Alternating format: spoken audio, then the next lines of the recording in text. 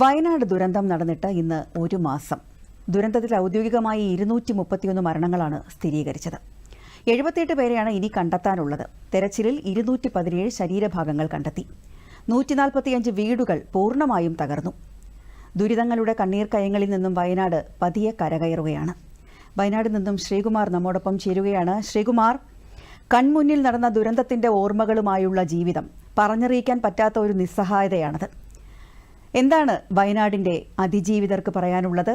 എങ്ങനെയാണിപ്പോൾ വയനാടിന്റെ ശേഷിപ്പുകൾ?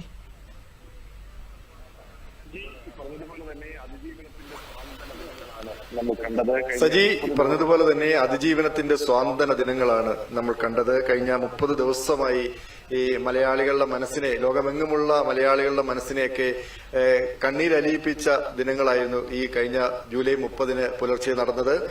ഏതാണ്ട് 500-ൽ അധികം വീടുകൾ ഒലിച്ചുപോയി ഒരു പ്രദേശത്തെ, അതായത് ഒരു പഞ്ചായത്ത് തന്നെ 3 സ്ഥലങ്ങൾ തന്നെ അപ്രത്യക്ഷമാകുന്ന ഒരു അവസ്ഥ. എന്തായാലും സമാനതകളില്ലാത്ത രക്ഷാപ്രവർത്തനത്തിലൂടെയും മറ്റ് സന്നദ്ധ പ്രവർത്തകരുടെയും സംഘടനകളുടെയൊക്കെ നേതൃത്വത്തിൽ വലിയൊരു കൂട്ടായ്മയിലൂടെയാണ് നമ്മൾ അതിജീവനം മുന്നോട്ട് പോകുന്നത്. ഒരു പുതിയ ലോകത്തേക്ക് ഈ പറഞ്ഞ പോലെ ചൂരൽമലക്കാരെയും മുണ്ടക്കൈക്കാരെയും പുഞ്ചിരിവട്ടത്തുകാരെയും ഒക്കെ ഉൾപ്പെടുത്തിക്കൊണ്ട് അവർക്കൊരു പുതിയ ജീവിതം നൽകാൻ വേണ്ടിയിട്ടുള്ള വലിയൊരു തയ്യാറെടുപ്പാണ്. സംസ്ഥാന സർക്കാരിന്റെ ഭാഗത്തുനിന്ന് 3 ഘട്ടത്തിലുള്ള താൽക്കാലിക പുനരധിവാസ പദ്ധതികളാണ് നടപ്പാക്കുന്നത്. ഞാനിപ്പോൾ നിൽക്കുന്നത് പുത്തുമലയിലാണ്. പുത്തുമല നേരത്തെ തന്നെ 2019 ഓഗസ്റ്റ് 8 ഒരു വലിയ ദുരന്തം, ഉരുൾപൊട്ടൽ ഉണ്ടായ ഒരു സ്ഥലമാണ്.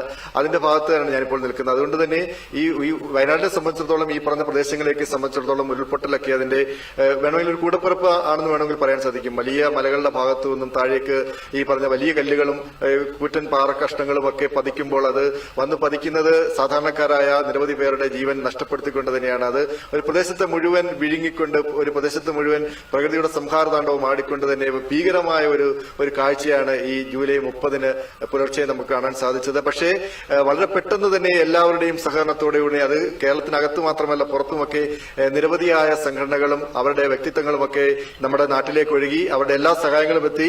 എന്നോടൊപ്പം കർണാടകയിൽ നിന്നുള്ള ഒരു സംഘമുണ്ട്, അതായത് സൗത്ത് കാനറ റെസ്ക്യൂ ടീമാണ്. അവർ കഴിഞ്ഞ 10 ദിവസമായി തന്നെ ഈ പറഞ്ഞ പ്രദേശങ്ങളിലൊക്കെ ഉണ്ട് തെരച്ചിലിനും മറ്റ് സന്നദ്ധ പ്രവർത്തകരായിട്ടുള്ള തെരച്ചിലിനും അതുപോലെ തന്നെ മറ്റ് സഹായങ്ങൾക്കുമായി ഈ ചൂരൽമല നിവാസികൾക്കും ഈ നാട്ടുകാർക്കും സർക്കാരിനും എല്ലാവിധ സഹായങ്ങളുമായിട്ടും എത്തിയിട്ടുണ്ട്. നിങ്ങൾ ഈ കർണാടകയിൽ നിന്നാണ് എത്തിയിരിക്കുന്നത്. ഇനിയിപ്പോ തിരിച്ചു പോവുകയാണോ? അതെ, ഞങ്ങൾ ഇന്ന് ഞങ്ങളുടെ പ്രവർത്തനങ്ങളെല്ലാം കഴിഞ്ഞ് ഞങ്ങൾ ഇന്ന് തിരിച്ചു പോവുകയാണ്. കഴിഞ്ഞ ചില ദിവസങ്ങളായി ഞങ്ങൾ ഈ ദേശത്ത് വന്നു.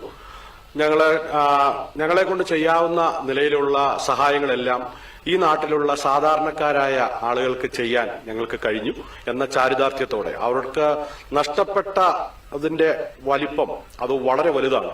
എന്നാൽ ഞങ്ങൾക്ക് തിരിച്ചു നൽകാൻ കഴിയുന്നത് ചെറിയ നിലയിൽ ഞങ്ങളെ കൊണ്ട് ചെയ്യാൻ കഴിയുന്നത് ഞങ്ങൾ ചെയ്തു. അവരുടെ വീടുകൾ വൃത്തിയാക്കുക എന്നുള്ളതായിരുന്നു ഞങ്ങളുടെ ടാർഗറ്റ്. ഒരുപാട് ഹാർഡ് വർക്കായിരുന്നു അത്. ഒരുപാട് ചെളിയും മണ്ണും മരവും കല്ലുകളും എല്ലാ വീടുകളിലും ഉണ്ടായിരുന്നു. അങ്ങനെ അതെല്ലാം ഞങ്ങളുടെ ഈ സഹോദരന്മാർ, വോളണ്ടിയേഴ്സ്, ഞങ്ങൾ അസംബ്ലീസ് ഓഫ് ഗോഡ് സഭയിലെ പാസ്റ്റർമാരും IPC സഭയിലെ സഹോദരന്മാരും ഒക്കെയാണ്. അപ്പോൾ ക്രിസ്തുവിന്റെ സ്നേഹത്തിൽ ഞങ്ങൾ അത് ദേശത്തിന് വേണ്ടി പകരുവാൻ ഞങ്ങളിവിടെ വന്നു. വളരെ ഹാർഡ് വർക്ക് ചെയ്ത് ആ മണ്ണും കല്ലും ഇതെല്ലാം ചുമന്ന് ഇറക്കി ആ വീട് കഴുകി വൃത്തിയാക്കി ആ വീട്ടുകാർക്ക് ഞങ്ങൾ തിരിച്ചേൽപ്പിക്കുമ്പോൾ അവരുടെ കണ്ണ് നിറയുന്നത് ഞങ്ങൾ കണ്ടു.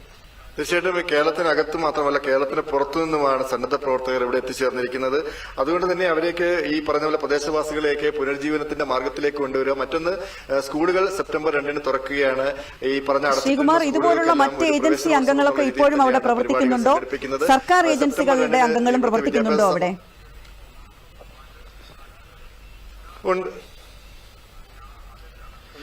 ഞാൻ നേരത്തെ പറഞ്ഞതുപോലെ തന്നെ സജി, സമാനതകളില്ലാത്ത രക്ഷാപ്രവർത്തനവും അതിനുശേഷമുള്ള ഈ തെരച്ചിലുമൊക്കെയാണ് നമുക്ക് കണ്ടത്. കേരളം കണ്ട ഏറ്റവും വലിയ ദുരന്തം, ആ ദുരന്തത്തിന് ശേഷം കണ്ട ഏറ്റവും വലിയ രക്ഷാപ്രവർത്തനമാണ് നമുക്ക് കാണാൻ സാധിച്ചത്.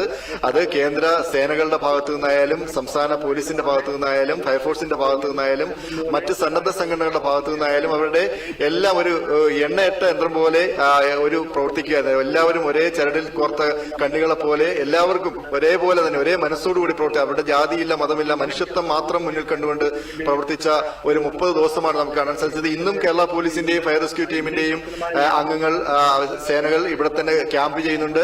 ഇവിടെയും കർശനമായ നിയന്ത്രണങ്ങളുണ്ട്. ഇപ്പോഴും സന്ദർശകരെ ഒന്നും അധികം അനുവദിച്ചിട്ടില്ല. എന്നാൽ പോലും ഈ പറഞ്ഞ നേരത്തെ വാർത്തകളൊക്കെ നമ്മൾ സൂചിപ്പിച്ചതുപോലെ തന്നെ ഇനിയും ഒരുപാട് കാര്യങ്ങൾ ചെയ്തു തീർക്കാനുണ്ട്. ഒരു കൂട്ടർ പരാതിയുമായി രംഗത്തുണ്ട്, മറ്റുള്ളവർക്ക് ചില കാര്യങ്ങൾ ചെയ്തു കൊടുക്കുന്നുണ്ട്. പക്ഷേ എന്നാൽ പോലും എല്ലാവരെയും തൃപ്തിപ്പെടുത്തി കൊണ്ടുപോകുക വളരെ പ്രയാസകരമാണ്. എന്നാൽ പോലും പരമാവധി ആൾക്കാരിലേക്ക് ഈ സഹായം എത്തിക്കുക എന്നുള്ളതാണ് പ്രത്യേകിച്ചും ഈ ഗവൺമെന്റിന്റെയും അതുപോലെ തന്നെ മറ്റ് ഏജൻസികളുടെയും ഒക്കെ പ്രധാനപ്പെട്ട ഉത്തരവാദിത്വം. ദുരിതാശ്വാസ ക്യാമ്പുകൾ ഇപ്പോൾ എത്ര എണ്ണമാണ് പ്രവർത്തിക്കുന്നത്? ആ ക്യാമ്പുകളിൽ ഏകദേശം എത്രത്തോളം ആളുകൾ ഉണ്ടാകും? അതുപോലെ തന്നെ മുണ്ടക്കൈ ദുരിതാശ്വാസ ക്യാമ്പുകൾ വളരെ കുറച്ച് മാത്രമേ പ്രവർത്തിക്കുന്നുള്ളൂ. വളരെ കുറച്ച് ആൾക്കാർ മാത്രമേ അവിടെ ദുരിതാശ്വാസ ക്യാമ്പുകൾ വളരെ കുറച്ച് മാത്രമേ പ്രവർത്തിക്കുന്നുള്ളൂ. വളരെ കുറച്ച് ആൾക്കാർ മാത്രമേ അവിടെ ഇപ്പോൾ ഉള്ളത്. അവരെല്ലാം ബന്ധുവീടുകളിലേക്കും മറ്റ് വാടക വീടുകളിലേക്കും മാറ്റിക്കഴിഞ്ഞു.